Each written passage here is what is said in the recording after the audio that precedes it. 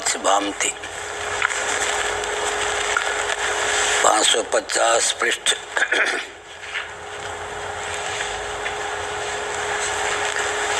भोक्तॄणाम् उपकार्यत्वात् भूतेन्द्रियाणां चोपकारकत्वात् साम्ये च तदनुपत्तेः सर्वजन प्रसिद्धेश्च विज्ञानं च विज्ञानम् इति श्रुतेश्च विशेषश्चेतना चेतन लक्षणः प्रागुक्तः स नोपपद्यते।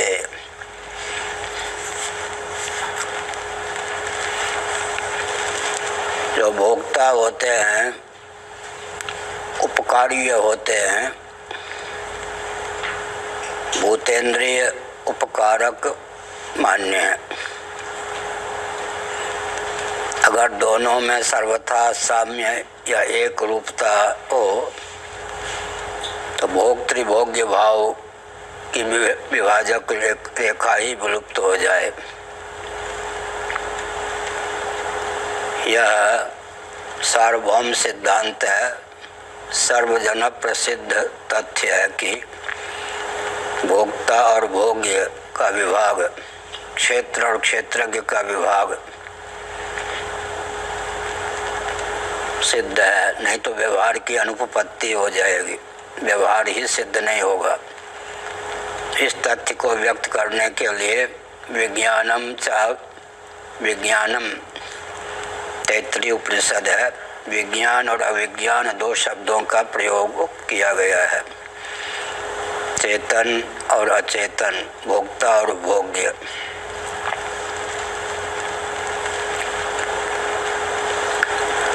हम यह भी कह सकते हैं प्रकारांतर से कि अधिदैव और अध्यात्म या अधिदैव और अधिभूत। इति श्रुतेश्च विशेषश्चेतना चेतन लक्षण प्रागुक्ता स नोपपद्यते। अगर हम सर्वथा अचित प्रधान को ही जगत कारण मानेंगे, जैसा कि सांख्यवादी मानते हैं, तो प्रकृति के कार्य भोग्य ही सिद्ध होंगे। फिर भोक्ता या चेतन की अनुगति प्रपंच में संभव नहीं होगी। एक विचित्र बात है कि भाष्यों में यह भी कहा गया है, तस्माद् वाय तस्माद् आत्मना आकाश संभूतः। आकाश, वायु, तेज, जल, पृथ्वी ये आत्मा या परमात्मा के कार्य सिद्ध होते हैं, साक्षात और परंपरा से। इस प्रकार जीव परमात्मा का कार्य कहीं भी माना नहीं गया। औपाधिक धरातल पर जीव परमात्मा का कार्य नहीं है, अंश सदृश है। जहाँ अग्नि विस्फुलिंग का दृष्टांत है, वहाँ भी अंशी और अंश ही ग्रहण करना चाहिए। वहाँ भी उपादान उपादेय भाव की सिद्धि नहीं होती। लेकिन कठोपनिषद के अनुसार आत्मेन्द्रिय मनोयुक्तम भोक्तेत्याहुर मनीषिणः, देहेंद्रिय प्राणांतःकरण के योग से चेतन जीव में भोक्तृत्व प्राप्त है। भोक्ता और भोग्य दोनों का संवेद स्वरूप ही संसार है। केवल भोक्ता ही हो तो फिर काम कैसे चले? भोग्य तो होना चाहिए, और केवल भोग्य ही हो तो भोग्य की सार्थकता भोक्ता के बिना कैसे? अन्न भी चाहिए, अन्नाद भी चाहिए, तब तो काम चलेगा ना। अन्न ही हो तो अन्न किसके लिए? अन्नाद हो और अन्न न हो तो अन्नाद माने अन्न का सेवन करने वाला। अन्न और अन्नाद दोनों का विभाग देखा जाता है, भोक्ता और भोग्य दोनों का विभाग देखा जाता है, दृष्टा और दृश्य दोनों का विभाग देखा जाता है। भाष्य और भाषक दोनों का विभाग देखा जाता है, जड़ और चेतन दोनों का विभाग देखा जाता है। इसका मतलब जो सृष्टि है वो कोई सम्मिलित कार्य है। मयाध्यक्षेण प्रकृति सूयते सचराचरम, ब्रह्म से या परमात्मा से अधिष्ठित प्रकृति जगत के रूप में उल्लसित होती है। तो मयाध्यक्षेण प्रकृति सूयते सचराचरम का सचर और अचर। मम योनिर्महद् ब्रह्म तस्मिन् गर्भम दधाम्यहम संभव सर्वभूतानां तत्व भवति भारत। इसका मतलब चर और अचर दोनों ही। तो चर जो है जंगम वो आत्मा की परंपरा से है, अधिष्ठान की परंपरा से है, ब्रह्म की परंपरा से है, अचर प्रकृति की परंपरा से है। जीवन में सुख दुख मोह की प्राप्ति होती है, वो सत्व रजस तमस की परंपरा से है। सुख की प्राप्ति सत्वगुण के उच्छलित होने पर, उद्दीप्त होने पर संभव है। दुख की प्राप्ति रजोगुण के उच्छलित होने पर, मोह की प्राप्ति तमोगुण के उच्छलित होने पर। सुख दुख मोहात्मक जो प्रपंच है उसमें प्रकृति की अनुगति, प्रकृति के त्रिगुण की अनुगति तो परिलक्षित है। लेकिन सुखी कौन होगा, दुखी कौन होगा, मोहग्रस्त कौन होगा? भोक्ता होगा न। कार्यकरण कर्तृत्व हेतु प्रकृति रुच्यते, पुरुषा सुख दुखा नाम भोक्तृत्व हेतु रुच्यते। कार्यकरण कर्तृत्व हेतु प्रकृति रुच्यते, पुरुषा सुख दुखा नाम भोक्तृत्व हेतु रुच्यते। इसका मतलब भोक्ता भी चाहिए, भोग्य भी चाहिए, चर भी चाहिए, अचर भी चाहिए। अगर केवल प्रकृति को ही उपादान मान लेंगे, क्योंकि सांख्यों के यहाँ पुरुष तो जगत बनाता नहीं है न बनता है, ईश्वर की स्वीकृति नहीं है। पुरुष प्रकृति ही निमित्त भी है, प्रकृति ही उपादान भी है। यद्यप जड़ वस्तु में एक क्षण मुख्य रूप से संभव ही नहीं है, लेकिन सांख्यों का यह प्रलाप है। ऐसी स्थिति में अचित जो प्रधान या प्रकृति या व्यक्त है, तन्मूलक ही सृष्टि को मानेंगे तो भोक्ता भोग्य अधिदैव अध्यात्म यह सब विभाग सिद्ध नहीं होगा।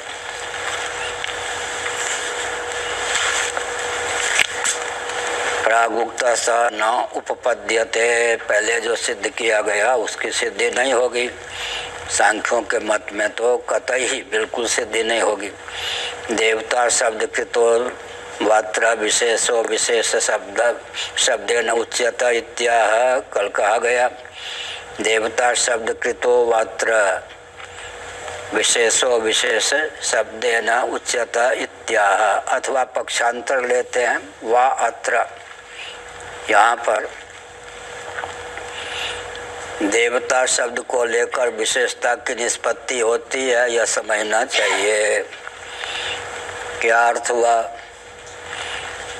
जीव तो देवता से ऊपर है, जीवाधिष्ठित देवोद्भासित यह प्रपंच है। जीवाधिष्ठित देवोद्भासित यह प्रपंच है। तो जीव तक सीधे गति न जाए तो अधिदैव परक है, विज्ञान और अविज्ञान। इसका मतलब है अधिदैव को हम चेतन मानते हैं, भले ही जीवाधिष्ठित अधिदैव में उद्भासकता सिद्ध है, लेकिन आरोहक क्रम से हम विचार करते हैं तो विषय और इंद्रिय या विषय और करण, विषय करण इन दोनों में चेतनता की सिद्धि नहीं होती है। विषय की अपेक्षा चेतनता सकल एक एक सचेता, विषय की अपेक्षा चेतनता किसी अंश में कर्णग्राम में है, नहीं तो ग्राही और ग्राहक कौन बने? ग्राह्य ग्राहक भाव साजात्य में होता है, वही जाति में नहीं होता। तो रूप और रूपी द्रव्य का ग्रहण हम जो करते हैं इंद्रिय के द्वारा, नेत्र इंद्रिय के द्वारा, तो उसमें जब दोनों ही तेजस हैं तो रूप ही इंद्रिय का ग्रहण क्यों न करे? इंद्रिय के द्वारा ही रूप का अधिगम क्यों होता है? इस प्रश्न का उत्तर क्या देंगे? ग्राही ग्राहक भाव साजात में होने पर भी, जिसमें सकल एकते एक सचेता चेतना की स्फूर्ति अधिक होती है, उसमें ग्राहकता आ जाती है। जिसमें सुप्त प्राय होती है, उसमें ग्राह्य है। विषय में भी चेतना न हो सर्वथा तो विषय ग्राह्य न हो, लेकिन विषय में ग्राहकता नहीं है। वो बात दूसरी है कि ग्रह, अतिग्रह, महाग्रह, इंद्रियों को विवक्षा वसात इंद्रियों की दास्ता की दृष्टि से, विषय की दास्ता की दृष्टि से इंद्रियों के लिए कहा गया। इंद्रिय ग्रह हैं तो अतिग्रह कौन है? विषय है।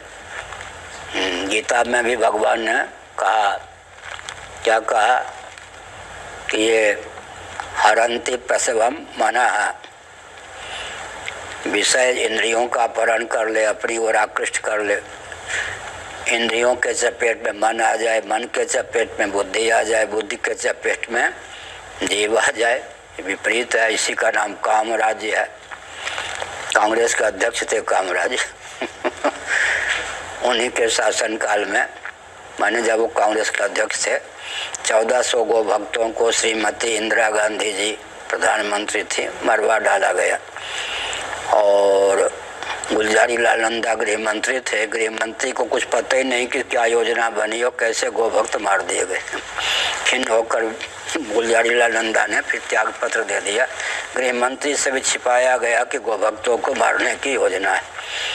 कामराज मैंने वैसे कहा, कांग्रेस को ये भी ध्यान रखना चाहिए ना, हम किसी दल के नहीं हैं, लेकिन कांग्रेस को ये ध्यान रखना चाहिए कि उसके शासन काल में मेरी आंखों के सामने की बात है, यानी सुनी सुनाई। मैं भी उस सत्याग्रह में था, शंकराचार्य के पद पर नहीं था, 66 की बात है, लेकिन 1400 गो भक्त मार दिए गए। तो हमने क्या संकेत किया? कामराज उस समय अध्यक्ष थे दक्षिण के कांग्रेस पार्टी के। तो विषयकरण सुरजीव समेता सकल एक एक सचेता का मतलब क्या हुआ? विषय की प्रतीति भी तब तक संभव नहीं है जब तक उनमें किंचित चेतना का आधान न हो। क्योंकि विषय के लिए भी जब हम कहते अस्ति, शब्द है, स्पर्श है, रूप है, रस है, गंध है, सन घटा सन पटा सन त्यापा अस्ति भू सन वायु, जब हम कहते हैं तो सत की अनुगति सब में है। अमुक का भान, अमुक का भान, अमुक का भान, इसलिए का सकल एकते एक सचेता। लेकिन विषयों में चेतनता, अभिव्यंजकता की दृष्टि से न्यूनता होने के कारण, तम प्रधान होने के कारण विषयों की अपेक्षा इंद्रियों में चेतनता की प्रगल्भता है। इंद्रियों की अपेक्षा, इंद्रिय के स्थान पर करण ले लें तो कर्मेंद्रियां, ज्ञानेंद्रियां, मन बुद्धि चित्त अहंकार, इन सब का ग्रहण हो जाता है इनके अधिदैव में, क्योंकि वो सात्विक अभिव्यक्ति, समष्टि सात्विक अभिव्यक्ति होने के कारण उनमें चेतनता अधिक है। चेतन को ग्रहण करने की क्षमता जिसमें जितनी है वो अचित होने पर भी एक प्रकार से चेतन मान्य है। तो अधिदैव को हम चेतन मानते हैं। तो विज्ञानंच अविज्ञानंच, इस श्रुति का प्रकारांतर से अर्थ यह भी कर सकते हैं, अथवा कह के वाह कह के भाष्यकार भगवान ने बताया कि देवता चेतन है। नीचे से विचार करें तो देवता प्रथम चेतन, विषय करण सुर, उसके बाद जीव। देवता की अपेक्षा चेतनता की अधिक प्रगल्भता किसमें है? जीव में। तो जीव की अपेक्षा ईश्वर में। लेकिन साक्षात चित धातु तो केवल निरुपाधिक ब्रह्म तत्व है। सबकर परम प्रकाशक जो ही राम अनादि अवधपद सोई, यह कहा। इससे बहुत बढ़िया पंक्ति। अब जो जिसको दर्शन शास्त्र का ठीक से ज्ञान नहीं है, पाठ तो कर लेगा, इन पंक्तियों का अर्थ नहीं लगा सकता। रामचरितमानस भी नाना पुराण निगमागम सम्मतम यत्। अब कथावाचकों के श्रीमुखारविंद से कथा ही गान का रूप धारण कर ले, कथा कुछ आ जाए दर्शन भाग तो वो खोल ही नहीं सकते, क्योंकि परंपरा से दर्शन का उन्हें अध्ययन नहीं होता है, इसलिए कहा। तो देवता ले लेंगे। देवता शब्द कृतो वात्र विशेषो विशेष शब्द न उच्यता इत्या अपि च कौशितकिनः प्राण संवाद इति। प्राण संवाद में कौशितकी उपनिषद के जो जानकार हैं, कौशितकी उपनिषद ने प्राण संवाद का उल्लेख किया है। प्राण संवाद का अर्थ है यहाँ पर इतिहास नहीं है, यहाँ पर सुख पूर्वक वस्तु स्थिति को अधिगम कराने के लिए आख्यायिका है। भगवान शंकराचार्य महाभाग भाष्यों में जगह जगह लिखते हैं जहाँ इतिहास है वहाँ इतिहास है, और जहाँ पर केवल आख्यायिका है। रामलाल ने 25 रुपये किलो गेहूँ खरीदकर श्यामलाल को 30 रुपये किलो गेहूँ श्यामनगर में दिया। यहाँ कोई ज़रूरी नहीं है कि रामलाल रहा हो, श्यामलाल रहा हो, गेहूँ की उतनी कीमत रही हो, बेचा हो। गणित में दक्षता उत्पन्न करने के लिए अपनी ओर से यह रामलाल ने श्यामलाल को इतने किलो रुपये पर खरीदा हुआ गेहूँ इतने किलो रुपये पर दिया, ये सब। इसका मतलब यहाँ पर कोई इतिहास हो ऐसी बात नहीं। वस्तु स्थिति को सुगमता पूर्वक समझाने की भावना से ऐतिह्य सदृश जो गल्प है उसका नाम हो जाता है आख्यायिका। ऐसी जगह भगवान शंकराचार्य लिखते हैं कि यह सुख पूर्वक तथ्य को हृदयंगम कराने के लिए संवाद का आख्यायिका का निरूपण है। प्राण संवाद, तो प्राण जो है, प्राण का अर्थ मैंने बताया था विवक्षा वसात कर्मेंद्रिय ज्ञानेंद्रिय अंतःकरण और प्राणादि प्रभेद, इन सब का नाम प्राण हो जाता है। प्राण माने करण, कर्णग्राम का नाम भी प्राण होता है, और परमात्मा का नाम भी प्राण होता है। और प्राण बंधनम ये सौम्य मना, यहाँ पर प्राण मन, इसलिए कहीं कहीं अव्याकृत अर्थ में भी प्राण हो जाता है। यह हुआ प्राण बंधन। मन माने जीव हो गया प्रसंगानुसार। एक स्वामी अखंडानंद सरस्वती जी महाभाग के शिष्य, नाम नहीं लूँगा, जीवित होंगे मेरे ख्याल में, हमसे झगड़ पड़े वृंदावन में। आप लोग उटपटांग अर्थ करते हैं। हमने कहा क्या उटपटांग करते? जो भी ग्रंथ हो एक शब्द का एक ही प्रकार का अर्थ होना चाहिए। हमने कहा हो गया बंटाढार। क्या एक ही शब्द का अर्थ होगा? तो हमने कहा ध्याने नात्मनि पश्यन्ति केचित् आत्मानमात्मना अन्ये सांख्यन योगेन कर्म योगेन चा परे। ध्याने नात्मनि पश्यन्ति, आत्मा शब्द है न, केचित् आत्मनि आत्मना आत्मनि आत्मना आत्मानम पश्यन्ति। अब 3 बार एक ही श्लोक में आ गया। अब एक ही ढंग से अर्थ करके बताओ तुम। संकट वहाँ ध्याने नात्मनि पश्यन्ति केचित् आत्मानमात्मना आत्मनि आत्मना आत्मानम पश्यन्ति केचित् ध्यानेन। अब ये 3 बार एक ही श्लोक में भगवान के वचन में आत्मा शब्द का प्रयोग हुआ, तो एक ही अर्थ करके बताओ। कठिनाई ये हो गई कि गुरु परंपरा को ताक पे रखकर किससे पढ़ें, अपने आप इधर उधर से जानकारी प्राप्त करके वो दूसरों को शिष्य भी बनाते हैं और पढ़ाते भी हैं, और परंपरा से पढ़ने वालों को बुद्धू समझते हैं। ये विचित्र बात है, उल्टी बात। एक शब्द का एक ही प्रकार से अर्थ होना चाहिए। अब कैसे होगा भाई? यहीं पर मैंने एक उदाहरण दिया कि आत्म शब्द का प्रयोग किया गया एक ही श्लोक में 3 बार, तीनों जगह अर्थ एक ही शब्द 3 बार, तीनों जगह आत्मा का अर्थ पृथक पृथक करना होगा या नहीं? तदात्मन्येव वशम नयेत, गीता के दूसरे अध्याय में, 6ठे अध्याय में यह भी है, ऐसा है।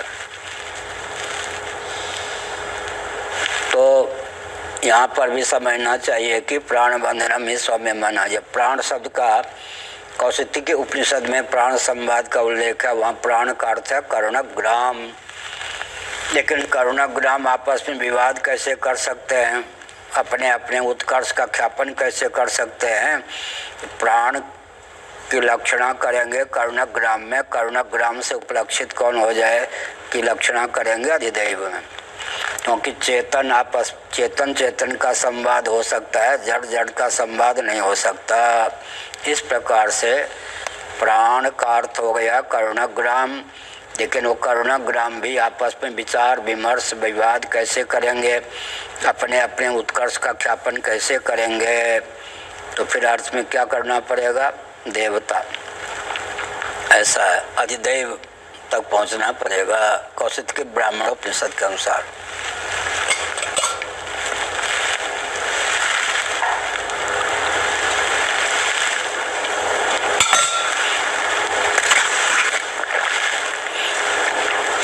ऋषियों ने इस ढंग से ग्रंथों की रचना की है। गुरुगम्य विद्या गुरुमुख से ही प्राप्त हो। गुरु भी ऐसे कुछ होते हैं, स्वयं तो परंपरा से किसी को से पढ़ा नहीं, स्वयं पढ़ाते भी। अगर वो पूर्व जन्म का ज्ञान विज्ञान से संपन्न है तब तो ठीक है। क्या वामदेव जी गर्भ में ही तत्वज्ञ हो गए।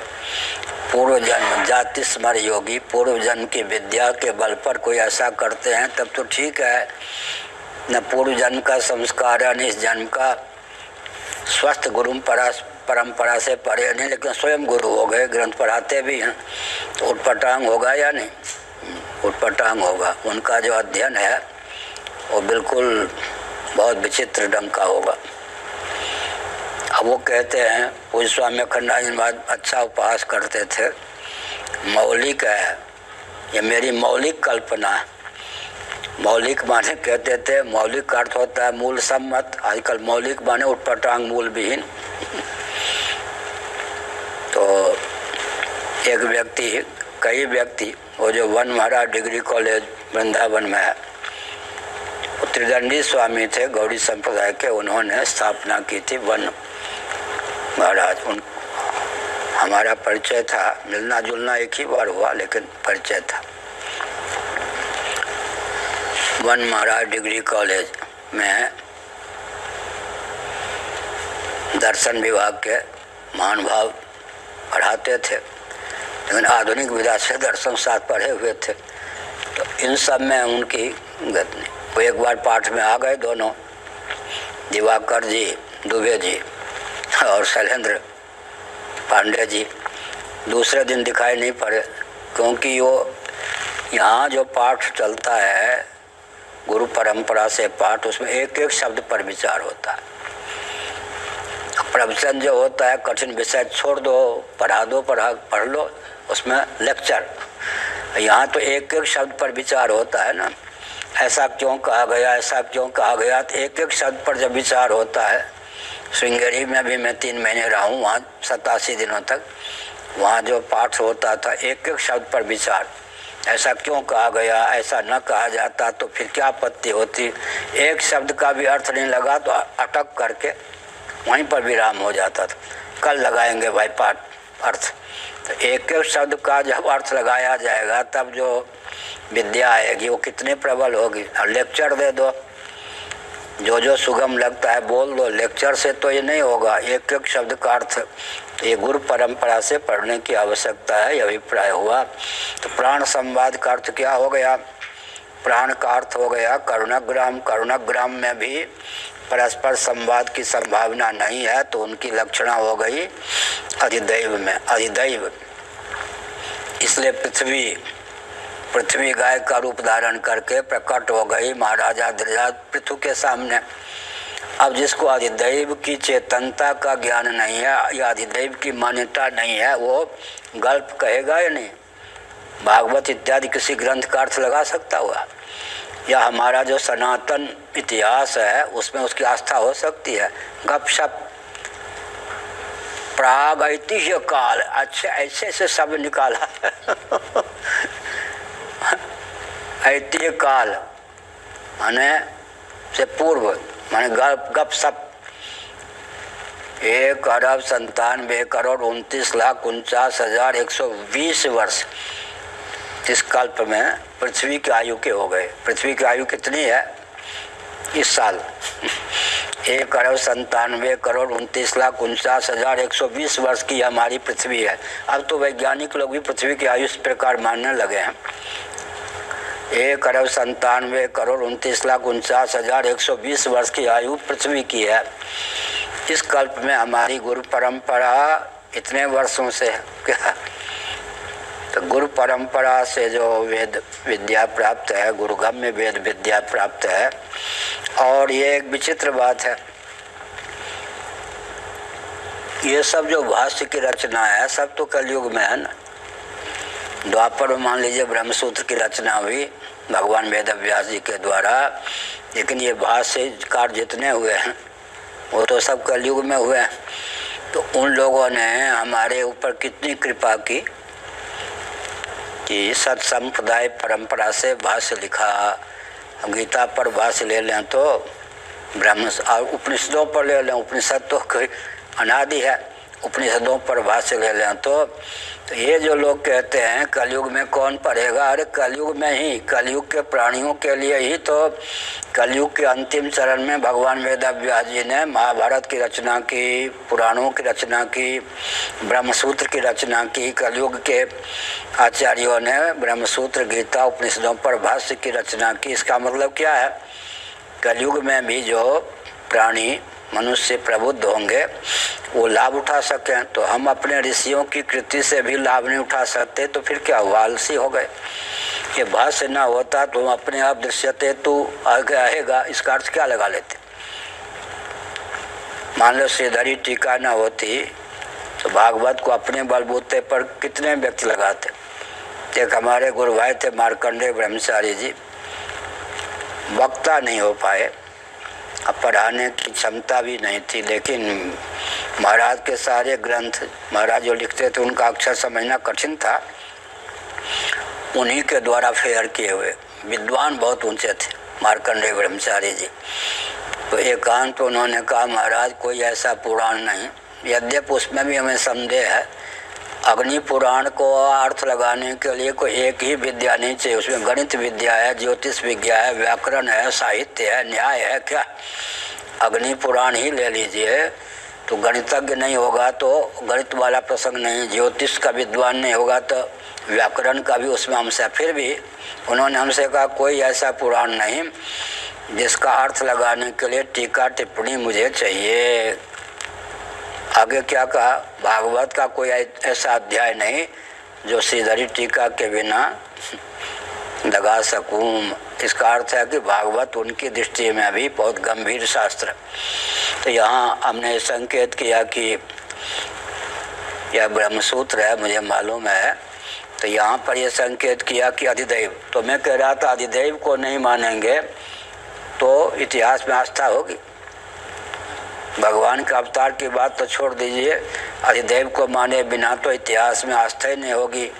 मिट्टी बोली, वाक इंद्री बोली, ये सब। तो यहाँ अधिदैव को लेकर चेतन, इसलिए चित्त कारणवाद की सहिष्णुता प्राप्त करने के लिए अधिदैव का विज्ञान सर्वोत्कृष्ट है। अधिदैव का ही ज्ञान ठीक से नहीं होगा तो फिर जीव के उत्कर्ष का, फिर ईश्वर के उत्कर्ष का, फिर लक्षणा दृष्टि से ब्रह्म के तत्व का ज्ञान कैसे होगा। और जगत का भिन्न निमित्तोपादान कारण जो है वेदांत वेदी ब्रह्म माया योग से कैसे हो सकता है। इसलिए अधिदैव की स्वीकृति आवश्यक है। अनुगतिम व्याचष्टे अनुगताश्च इति, चेतन की भी अधिदैव रूप से अनुगति संसार में है। उस अनुगति को स्वीकार नहीं करेंगे तो विज्ञानंच, इतना अंश तो श्रुति का तैतरी का लगेगा ही नहीं। और व्यवहार में भी देखा जाए कि अन्न हो अन्नाद ना हो, आसन हो आसन पे बैठने वाला ना हो, क्या होगा। भोग्य हो भोक्ता ना हो, क्या हो। दृश्य हो दृष्टा ना हो, और दृष्टा हो दृश्य ना हो, भोक्ता हो भोग्य ना हो, तो संभव नहीं ना। तो दोनों के योग से व्यवहार चलता है, जड़ चेतन दोनों के योग से चलता है। तो फल बल कल्प सिद्धांत है, फल के बल पर कल्पना करने योग्य सिद्धांत का नाम क्या हुआ? फल बल कल्प। ये गुरुदेव, पूज्य गुरुदेव ने यह शब्द कहा था, मैंने याद कर लिया। उनके मुख से एक एक शब्द निकलता था तो बिल्कुल दत्त चित्त होकर, पता नहीं वो शब्द दोबारा निकले या नहीं निकले। ये भी है, एक महापुरुष का मान लीजिए हमने 10 साल प्रवचन सुना, 5 साल सुना, कोई ऐसा शब्द है जो एक ही बार इतने दिनों में वो बोले। ये भी जरूरी नहीं है कि कोई महापुरुष एक शब्द को 1000 बार बोल दें। वो 10-10 साल में एक शब्द को ऐसा होता है जो पहली बार उनके मुख से निकलता है, ऐसा भी है। तो फल चौर्य सनातन धर्म में नहीं है। एक बार महाराज के मुखारबिंद से निकला था, वो हम भूल जाते तो भूल ही जाते। बहुत से शब्द हैं बार बार निकलते ऐसे। इसका मतलब है कि एक एक, जैसे चातक एकदम स्वाति नक्षत्र के जल के बिंदु को ग्रहण करने के लिए तत्पर, वैसे ही एक शब्द भी अगर निकल गया तो निकल ही गया, फिर दोबारा आवे ना आवे, मिले या ना मिले, ऐसे। जो भोक्ता कौन अच्छा आप बोल रहे हैं? जो भोक्ता होता है वो भी भोग्य हो जाता है। जैसे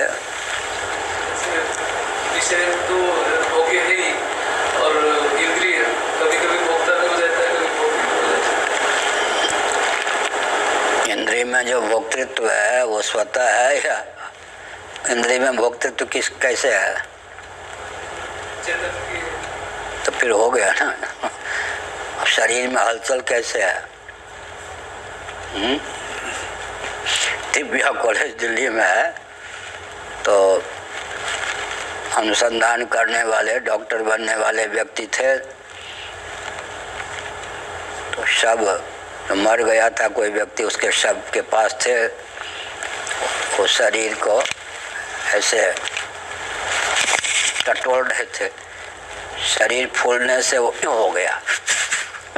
वो सब बच्चे लोग, विद्यार्थी जो सीख रहे, अरे राम भूत आ गया, भूत आ गया, भूत आ गया। बिल्कुल सच्ची घटना है। उन दिनों में दिव्या कॉलेज में ही दिल्ली में रहता था।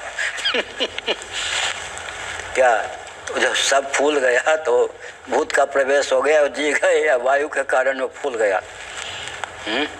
वायु के कारण फूल गया तो सब अरे भूत भूत से सनातन ही बेचारे वो सीखने आए थे, प्रयोग करने। ऐसा ही होता है। तो इसका अर्थ क्या हुआ? कभी कभी तो सब शरीर है ना सबसे बढ़िया, सब शरीर में भोक्तृत्व कहाँ है? तो पंचदशी कार ने बढ़िया लिखा कि सब शरीर में अभिव्यंजक संस्थान होने पर भी क्या नहीं है जिसके बिना वो सब है? पूरी अष्टक से जीव कला नहीं है। ज्ञानेन्द्रिय, कर्मेंद्रिय, अंतःकरण, प्राण, जीव, पूरी अष्टक से जीव कला जब शरीर को छोड़ दे तो शरीर सब हो जाए, और पूरी अष्टक से जीव कला शरीर में प्रविष्ट हो या सन्निहित हो, तब शरीर से भी क्या है? चेतन के समान है या नहीं? शरीर से व्यवहार करते या नहीं, चलते फिरते हैं। तो अंत में चेतनता, मुख्य चेतन कौन है ये देखना पड़ता है ना। सकल एक सचेता। भोक्तृत्व किसमें है? 3 विधा है इसमें भी।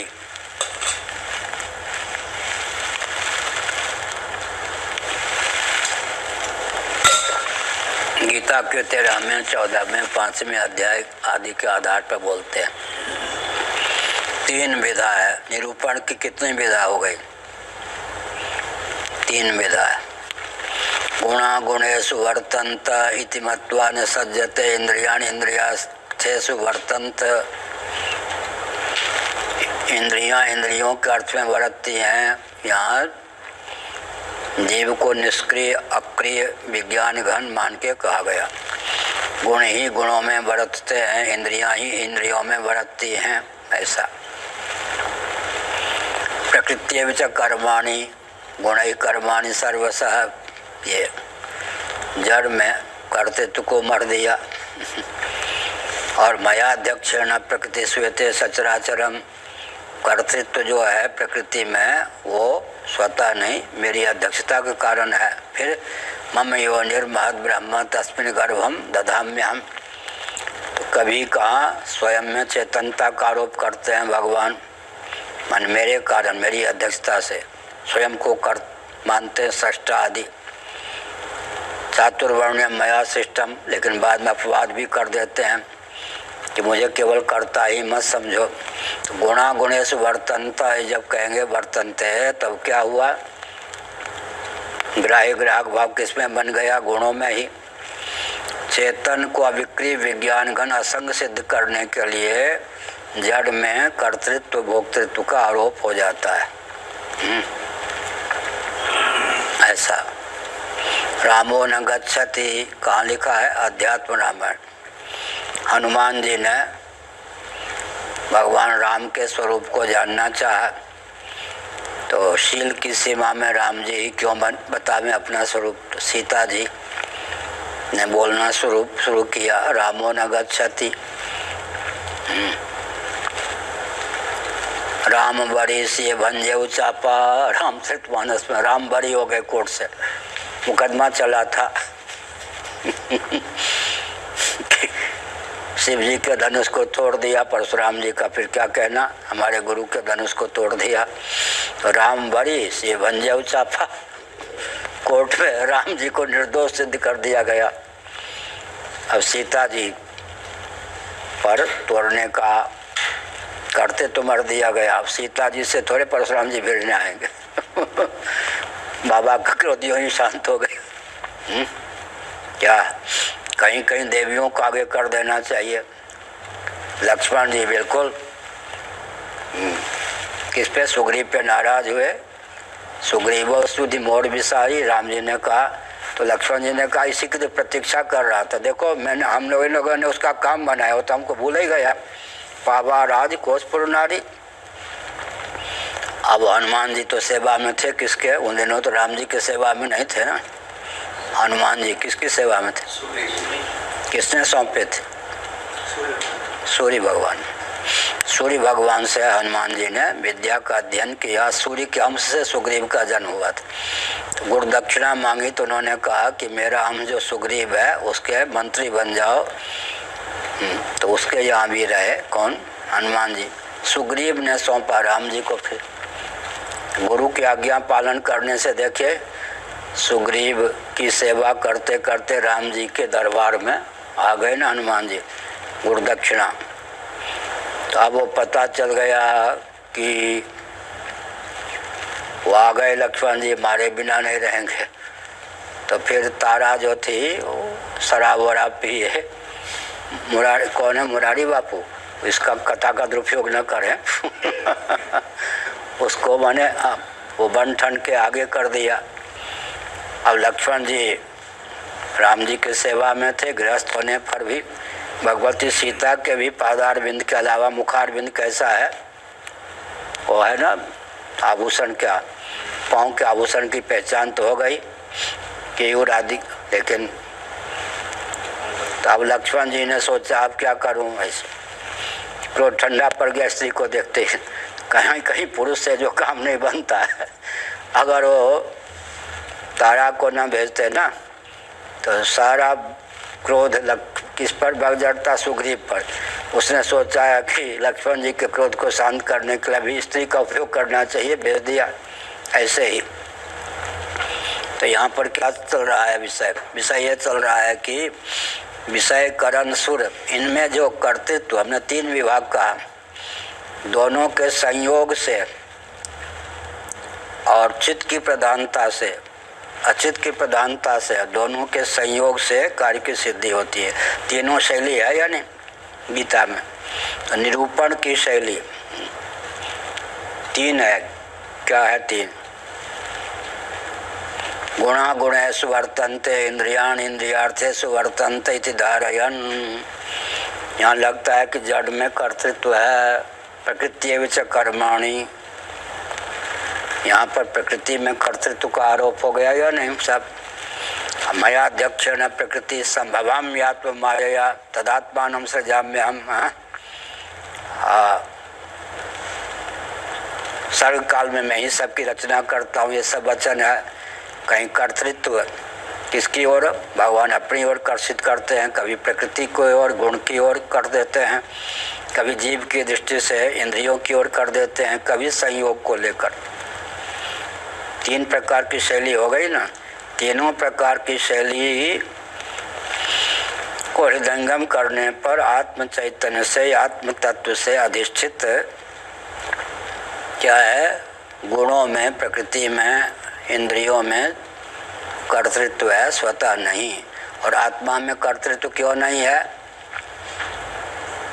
तक्षाधिकरणम में कहा गया, लेखक को लेखनी मत दीजिए, तब लेखक की संज्ञा लेखनी के बिना किसी व्यक्ति की संज्ञा लेखक होगी क्या?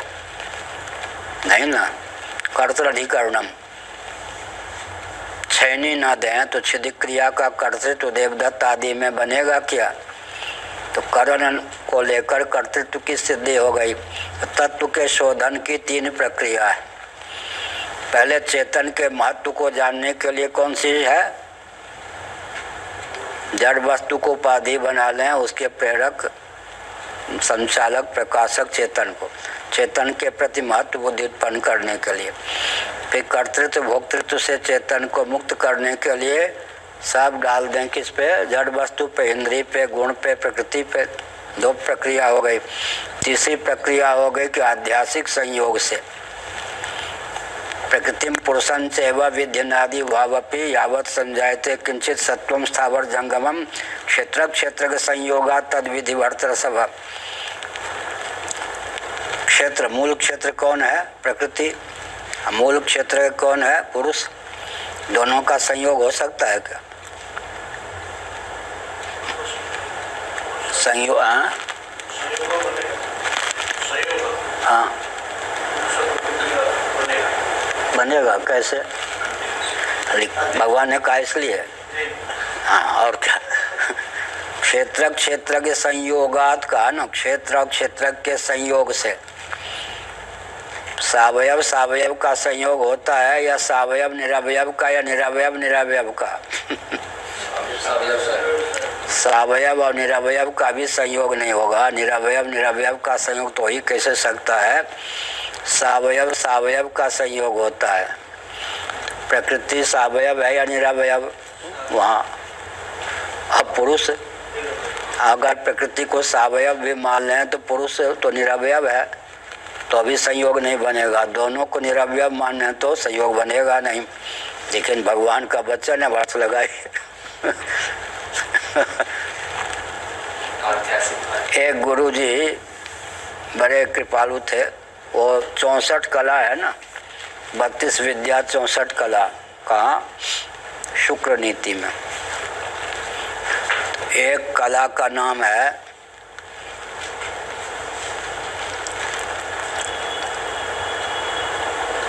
विद्या देने में, कला सिखाने में देर करे। गुरु एक ही दिन सब कला दे देंगे, ठीक नहीं। धीरे धीरे सेवा लेता रहे, योग बनाता रहे, धीरे धीरे दे। मुझ में कमी क्या है? पाठ में तो वर्षों का चिंतन किया हुआ, 1 घंटा में ही जितना भगवान बुला देते हैं। तो लोग कहेंगे वैसे विचित्र हैं, सेवा व पाँव नहीं दबाते, फावरे नहीं। इनकी माता फोन करती होगी कि कहीं मजदूर बना के तो नहीं रखते, कहीं रसोईया तो नहीं बना दिया है कहीं। हम लोग कैसे है, 3-3 घंटे फावरे चलवाते थे नैमिष वाले, 3-3 घंटे फावरे। हाँ, बड़ी विकट। फिर एक ऐसा ज्ञान दूंगा, एक क्षण में तुम मुक्त हो जाओगे। उस पर व्यक्ति 25-25 साल एकदम मजदूर होकर काम करता था। वो ज्ञान मिले या ना मिले, बुरा न मान हो लिया। ऐसे ऐसे बाबाओं को भी, महापुरुषों को भी मैंने देखा। सबके पास दिव्यता थी, नहीं तो भगवान भेजते क्यों? भगवान के हम भगवान के प्रति समर्पित थे, सर्वतो भावेन। तो भगवान ने जिनके जिनके पास भेजा उनमें कोई दिव्यता थी, उसको ग्रहण करने के लिए वो दिव्यता मैंने ग्रहण की। तो मैंने ये कहा फावड़ा चलाओ, 3-3 घंटे हम लोग फावड़ा चलाते थे। फिर ट्यूबवेल यहाँ यहाँ, और जो गौशाला है ना उसकी अंतिम जगह सीमेंटेड नहीं, गोमती के तट पर बालू की नाली बनी हुई। हाँ तो ध्रुव जी जरा ट्यूबवेल स्टार्ट कीजिए, स्वयं भी खड़े रहते थे। ठीक है, तो पानी जाना चाहिए। चूहों ने 50 छिद्र कर रखा था, 10 मीटर तो पानी पहुंचाना कठिन था। गौशाला के अंतिम सिरे तो पानी कैसे जाता। अब नया व्यक्ति आवे, सिर खुला, महाराज बिजली का बिल आता है आश्रम में, 3 घंटे से आप चला रहे वहाँ तक तो क्या 10 मीटर तक वो पानी। तुम जो है मेरे शिष्य हो या बिजली के शिष्य हो, ये बताओ। अब इसका उत्तर क्या दे? बिजली फूकती है और पानी वहाँ तक नहीं।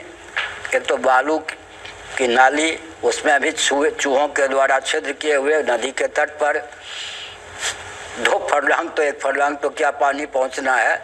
ये 3 घंटे से मशीन चला रहे, फावड़ा। यहाँ तो यहाँ से पानी गिरने लगा। ध्रुव जी यहाँ जरा और बालू दीजिए, पानी भरने को रोकिए। हम लोग एकदम 3 घंटे फावड़ा चला रहे हैं, मालूम है कि वहाँ तक तो 3 वर्ष में भी पानी नहीं पहुँचेगा। अगर कोई बोल दे नया व्यक्ति, महाराज इतना खर्च हो रहा है, ये सब बच्चे भी परेशान हैं, आप भी 3 घंटे से लग रहे हैं, यहाँ बिल बंद करो यहाँ। अरे तुम फावड़े के चेला हो या बाघ के चेला हो या मेरे शिष्य हो, जो होता है होने दो, समझ गए ना। तो वो सब इन लोगों से करा में तो एक दिन में कोई दिखे भी नहीं। क्या अर्थ हुआ? इसीलिए लेने में जल्दी करे, देने में झूला झूला के धीरे धीरे दे। ये 64 कला में एक कला है। लेकिन यहाँ पर क्या है, अब शुद्ध क्या हो गया, तीनों दृष्टियों से असली दृष्टि की प्राप्ति होगी। भगवान के महत्व को ख्यापित करने के लिए संभवाम्यात्ममाया तदात्मानम सृजाम्यहम् विसृजामि पुनः पुनः। हाँ, अपने पर कर्तृत्व का तत्वज्ञ अगर अपने पर कर्तृत्व ले जाएं तो अहंकार नहीं समझना चाहिए, नहीं तो सबसे ज़्यादा अहंकारी भगवान श्री कृष्ण ही सिद्ध होंगे। क्या? हाँ, उनको बार बार मैं नरक में डालता हूँ, कहा या नहीं? अजस्र शब्द का प्रयोग कर दिया। और मैं पुनः विसर्जन पुनः ये सब। फिर कहीं जड़ पे डाल दिया, कहीं संयोग पे डाल दिया। सार क्या निकला? कर्तृत्व भोक्तृत्व आध्यासिक है, औपाधिक है, स्वभाव से नहीं। जड़ पे जाड़ दिया, अपने ऊपर ले लिया, संयोग पे डाल दिया। अब विचित्र बात है, जड़ में कर्तृत्व नहीं, चेतन में कर्तृत्व नहीं, तो दोनों के संयोग से कर्तृत्व की निष्पत्ति कैसे होगी? पान खाना जानते हैं हम लोग? हम नहीं पाते। चूना क्या है? सफेद है।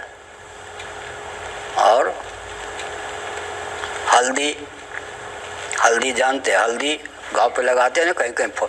हल्दी कौन है? पीली। चूना कौन है? सफेद। दोनों के मिला से रंग कौन बन गया? लाल। लाल बन गया नहीं। इसी प्रकार से भूत चतुष्टय सबके जड़ हैं, लेकिन इनके मिलने से चेतन की निष्पत्ति हो जाती है चार्वाक सिद्धांत के अनुसार। इसी प्रकार से कहेंगे कि जब चेतन में कर्तृत्व नहीं, जड़ में कर्तृत्व नहीं, तो दोनों के योग से कर्तृत्व की निष्पत्ति कैसे होगी? तो कर्तृत्व को लेकर ही 3 प्रक्रिया है। शुद्ध चेतन माने मायोपाधिक चेतन को लेकर कर्तव्य अंतःकरण, कर्तृत्व अंतःकरणोपाधिक जीव को लेकर कर्तृत्व, फिर अंतःकरण या इंद्रियों पे कर्तृत्व मर दो, प्रकृति पर या गुणों पर कर्तृत्व मर दो, फिर दोनों के संयोग से कर्तृत्व की सिद्धि करो। फिर अंत में क्या होगा? वस्तु स्थिति का ज्ञान हो जाएगा। आध्यात्मिक संयोग है, तत्वतः संयोग नहीं है। इसीलिए कहा यहाँ अधिदैव को उठाया। अधिदैव, पहले अधिदैव में महत्व बुद्धि होनी चाहिए। मायाध्यक्षेण प्रकृति कहा है भगवान ने, वहाँ पे पूरा प्रकृति पर मिल जाएगा। माया दक्षिण प्रकृति श्वेते सचराचरम कर्तृत्व किस पे बदल रहा है? हाँ तो वही ना, मया दक्षिण कहा। ऐसे प्रकाश की अध्यक्षता, प्रकाश के सानिध्य में पाठ हो रहा है, इसमें किस पे गया?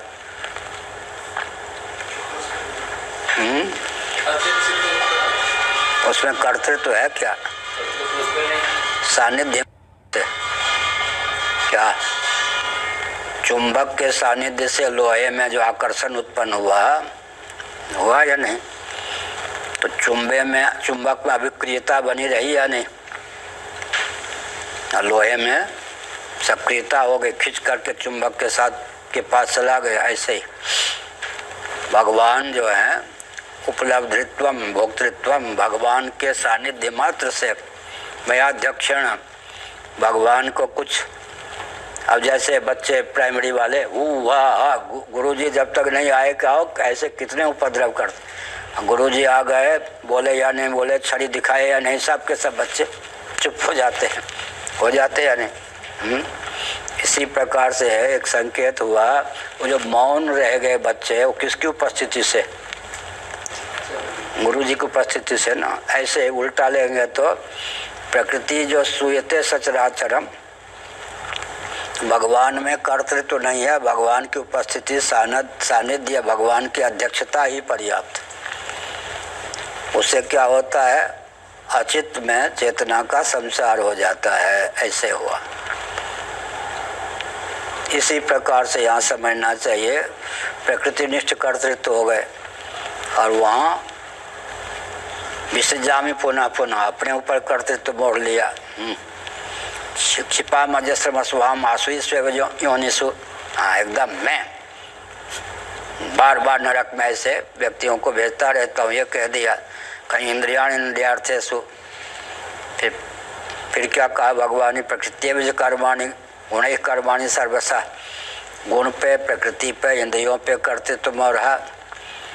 और नैव किंचित करोमित युक्तो मन्येत तत्त्वविद पश्रन शृण्वन स्पर्शन जिघ्रन, ये सब ये भी हुआ। तीन संयोग की दृष्टि से, उपाधि की दृष्टि से, उपहेत की दृष्टि से। अंत में सार क्या निकला? आध्यासिक है, स्वतः कर्तृत्व न जड़ वस्तु में है न चेतन में। कहाँ लिखा है? श्रीमद् भागवत 11 स्कंद अध्याय 23 भिक्षु गीतम में, देहस्त्वचित पुरुषोयम सुपर्णः नहि कर्म मूलम। देहस्त्वचित, देह उपलक्षण है, देहेंद्रिय प्राणांतकरण तो अचित है। देहस्त्वचित पुरुषोयम सुपर्णः, यह पुरुष जो है विक्रिय विज्ञान घन है। देहस्त्वचित पुरुषोयम सुपर्णः, अन्वय करके मैं अर्थ बोल रहा हूँ, श्लोक वहाँ है। इसलिए नहीं कर्म मूलम, कर्म का कोई मूल ही नहीं है। कर्म आध्यासिक है, स्वतः सिद्ध नहीं है। कर्तृत्व किस पे मारेंगे? देहस्त्वचित पुरुषोयम सुपर्णः एतावता नहीं कर्म मूलम। ये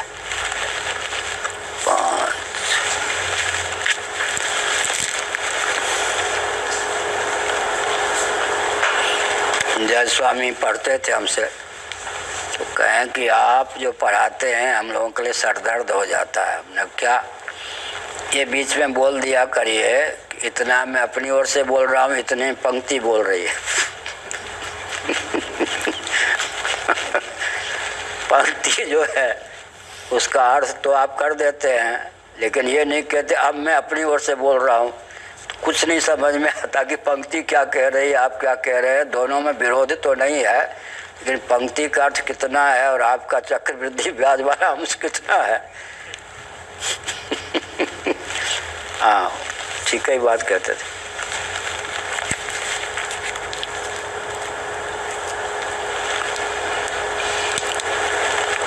अनुगतिम व्याचष्टे अनुगताश्च, यही ना। इति सर्वत्र भूतेन्द्रियादिषु अनुगता देवता अभिमानिनीरुपदिशन्ति मंत्रादयः। मंत्र, ब्राह्मण, अर्थवाद ये सब क्या करते हैं? सब जगह भूत इंद्रिय आदि में जो अनुगत देवता हैं उनको अभिमानी, संस्कृत में देवता शब्द स्त्रीलिंग है, अभिमानिनी देवता सब संस्कृत में। बहुत विचित्र बात। ऐसा। अब धर्म की जय हो या धर्म का जय हो बोलना चाहिए, धर्म का लोग हंस देंगे। और आत्मा व्याकुल है, मेरी आत्मा दुख पा रही है, हिंदी में यही बोलना पड़ेगा। मेरा आत्मा कहते लोग समझेंगे इनको हिंदी नहीं आती, बड़ी विचित्र बात। परमात्मा पुल्लिंग, महात्मा पुल्लिंग, आत्मा स्त्रीलिंग। अब हिंदी की अपनी गति है, व्याकरण के, संस्कृत के व्याकरण की अपनी गति है। ऐसे देवता अभिमानिनी रूपदिशंति मंत्रादया, मंत्र इत्यादि जो है वो देवता को अभिमानिनी सिद्ध करते हैं, अभिमान युक्त, ये अभिमान युक्त। इसीलिए वो अभिमानिनी देवता जो है, अभिमान देव जो है अभिमानी, माने अभिमान का मतलब क्या हुआ? विचित्र बात है। पृथ्वी, संपूर्ण पृथ्वी में अभिमानी जो चेतन होगा तादात्म्यापत्ति को लेकर, उसके अहम का क्षेत्रफल कितना हो गया? इसलिए देवता अभिमानी होते हैं। अभिमानी होते हैं माने जिसका जो अधिदैव होता है उसमें वो तादात्म्यापन्न होता है, उसका नियामक होता है, प्रकाशक होता है, संचालक होता है। तो कर्तृत्व की प्रसक्ति देवताओं को लेकर हो जाती है, माने चेतन है देवता। अपिच भूयस्य श्रुतयोऽग्निर्वाग् भूत्वा मुखं प्राविशद् वायुः प्राणो भूत्वा नासिके प्राविशद् आदित्य चक्षुर्भूत्वा क्षणी प्राविशत्। प्राविश भूत्वा में वो जो है वो गलत छप गया, वो कर दें प्राणो भूत्वा।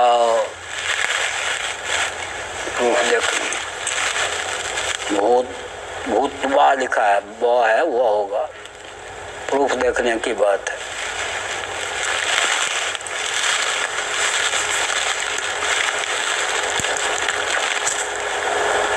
अब ये जो श्रुतियां हैं भूयस्य है, बहुत सी हैं। अग्निर्वाग भूत्वा मुखम प्राविशत, अग्नि देवता ने वाक का रूप धारण किया, मुख में प्रविष्ट हो गए। देवता ही अध्यात्म भी बन गए, आदिभू और अभिव्यंजक संस्थान में प्रविष्ट भी हो गए, ये अर्थ है। अग्नि वाक अतीन्द्रिय वाक इंद्रिय हो गए और मुख गोलक में प्रविष्ट भी हो गए। तो यहाँ पर देवता का उत्कर्ष हो गया। वायु प्राणो भूत्वा नासिके प्राविशत, यहाँ घ्राण इंद्रिय का वर्णन हो गया। वायु जो है वो प्राण होकर नासिका में प्रविष्ट हो गए। नासिकागत जो नासिका छिद्रगत जो प्राण है उसी का नाम घ्राण हो गया। तो क्या हो गए? वायु। यहाँ वायु देवता प्राण होकर माने घ्राण होकर के कहाँ प्रविष्ट हो गए? नासिका छिद्र में। ऐसा आदित्य चक्षुर्भूत्वा क्षणी प्राविशत इत्यादि, ऐसे आदित्य बने सूर्य भगवान चक्षु अतीन्द्रिय चक्षु होकर के अभिव्यंजक संस्थान में प्रविष्ट हो गए। तो अधिदैव में क्या विशेषता है? अध्यात्म भी हो जाए और अभिव्यंजक संस्थान में अध्यात्म होकर प्रविष्ट भी हो जाए, ये दोनों योग्यता। तो वायु देवता ही ऐसे ही जिस इंद्रिय के जो देवता हैं, मानो वो देवता ही उस इंद्रिय का रूप भी धारण करके अभिव्यंजक संस्थान में वो सब प्रविष्ट हो गए। श्रीमद् भागवत के 2 स्कंद में बहुत वर्णन है। नहीं तो फिर नासिका के गोलक रह जाए और घ्राण इंद्रिय न रहे तो मुर्दा में लक्षण चला जाएगा या नहीं, इस प्रकार से। अच्छा 6:15 बज गया। इत्यादया इंद्रिय विशेषगता देवता दर्शयन्ति। इस प्रकार जो श्रुतियाँ हैं वो इंद्रिय विशेषगता देवता दर्शयन्ति। क्या करती हैं? इंद्रियों के अतिरिक्त, केवल इंद्रियों नहीं, इंद्रियों के अतिरिक्त विशेषता संपन्न माने चेतना संपन्न, चेतित करने में समर्थ देवता को दर्शाती हैं। इसका अर्थ यह है जहाँ जहाँ अध्यात्म संज्ञक करण में कर्तृत्व प्राप्त है वहाँ समझना चाहिए कि अधिदैव कर्तृक है वह। ऐसे ही पृथ्वी बोली का अर्थ है पृथ्वी का अधिदैव बोला, मिट्टी बोली इसका अर्थ मिट्टी का अधिदैव बोला। इस प्रकार यह छड़ी तुम पर बरसना ही चाहती है, मतलब मैं छड़ी का आलम्बन लेकर छड़ी का प्रयोग तुम पर करना ही चाहता हूँ। ऐसा जड़ वस्तु में कर्तृत्व जो है वो गौण है, चेतन कर्तृत्व ही मुख्य है। लेकिन चेतन में सबसे पहले अधिदैव में ही निष्ठा नहीं होगी तो जीव के स्वरूप को ठीक से समझ नहीं पाएंगे। तो यहाँ कर्तृत्व चला गया अधिदैव में, इसलिए बोलना चलना इत्यादि जो है जीवाधिष्ठित अधिदैव कर्तृक, जीवाधिष्ठित अधिदैव कर्तृक तत्त व्यापार की सिद्धि होती है। ओम पूर्णमदः पूर्णमिदं पूर्णात् पूर्णमुदच्यते पूर्णस्य पूर्णमादाय पूर्णमेवावशिष्यते। ओम शांति शांति शांति। नारायण अखिल गुरो भगवन् नमस्ते शिवाय नमः शिवलिंगाय नमः। तन्मे मन शिव संकल्पमस्तु।